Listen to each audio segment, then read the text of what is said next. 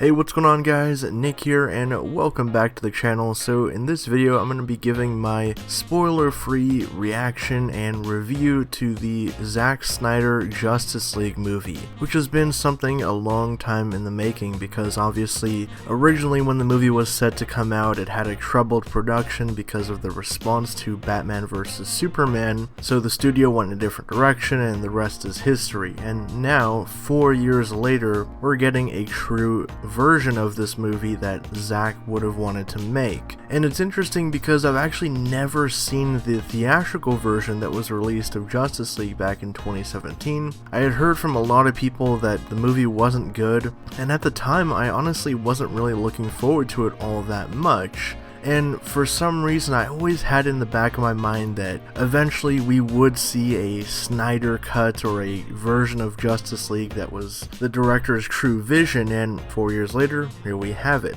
As for the movie here, the general story is that after the events of BVS and Superman's death, these dormant mother boxes on Earth are awoken, and the General of Darkseid, Steppenwolf, plans to invade Earth to unite them in an effort to win back the trust of his Lord Darkseid. Meanwhile, Batman is recruiting the metahumans that he discovered in BVS with the help of Diana to fend off this coming threat. And that's basically where the movie starts off and the gist of the storyline. Now, what's different about this movie as compared to another superhero team up like the Avengers or something is that this movie at the time didn't have standalone films leading up to it. It was just like Man of Steel, BVS, and then Justice League. So this movie had the challenge of introducing Cyborg, Aquaman, and the Flash alongside furthering the stories of both Diana and Bruce Wayne and Superman all in one movie, which means that it really lives up to that 4-hour runtime. You know, you really take into account all the characters, all of them get really fleshed out, you get their motivations, you get their backstory, and it really seems to fit in line tonally and visually with both of the previous entries in Snyder's DC universe.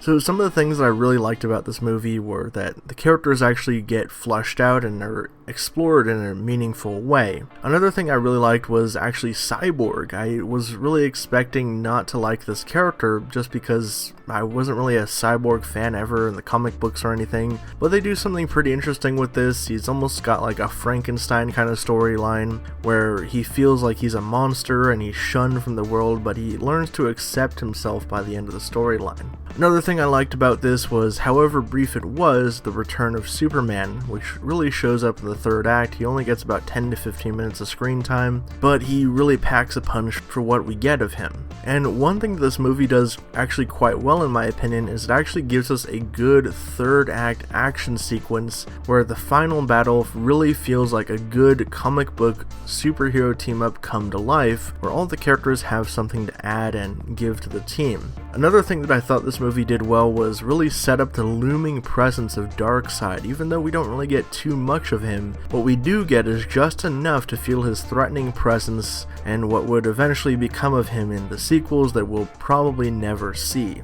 Now, as for some gripes or negatives I had about the film, I think that the runtime is one of them. Even though I did say that the runtime does lend itself to explore the characters more, I feel like this movie could have been at least an hour shorter, maybe even an hour and a half, if you wanted to get like the real condensed version of the storyline. But obviously this is more of a nitpick because this is the true, Zack Snyder unleashed version of this movie, so he threw really everything he wanted into it. Another negative I had about the film is that I really feel like Ezra Miller is still miscast as Barry Allen. He just really doesn't come across as the character to me. He feels much more like Wally West and that incarnation of the Flash. And I guess my other minor complaints are that sadly the things that are set up in this movie likely won't get continued unless there's a huge response to this film and it really makes Warner Media rethink their strategy with DC films going forward, and maybe they let Snyder do like an Elseworlds universe of DC stuff while they're doing their own movies, which could be a win-win for everyone if this movie is very successfully received and gets them a lot of subscriptions on HBO Max.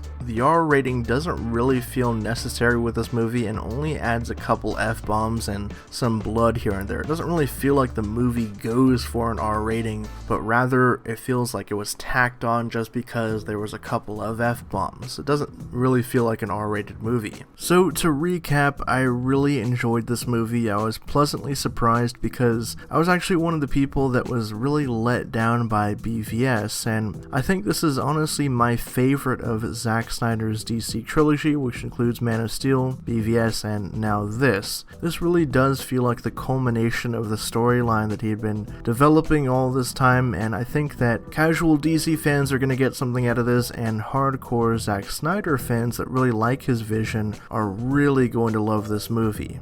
So that was my reaction and review for Justice League. If you guys were able to see the movie early, let me know what you thought of it down in the comments below, but let's try to keep it as spoiler free as possible for those who haven't yet experienced it. And if you want to see the movie, it's going to be releasing on HBO Max this week, so be sure to check it out when it hits the streaming service. If you guys like this video and you're new to the channel, hit that subscribe button and the bell next to it so you can be notified whenever I drop a new video. Next up, I'm probably going to have reviews for Godzilla vs. Kong, and if I can get around to it, watching the Pacific Rim series that dropped on Netflix. If you want to hit me up on social media to talk about the Snyder Cut or anything else in pop culture, you can find me in the links down below. With all that being said, I'll catch you guys next time.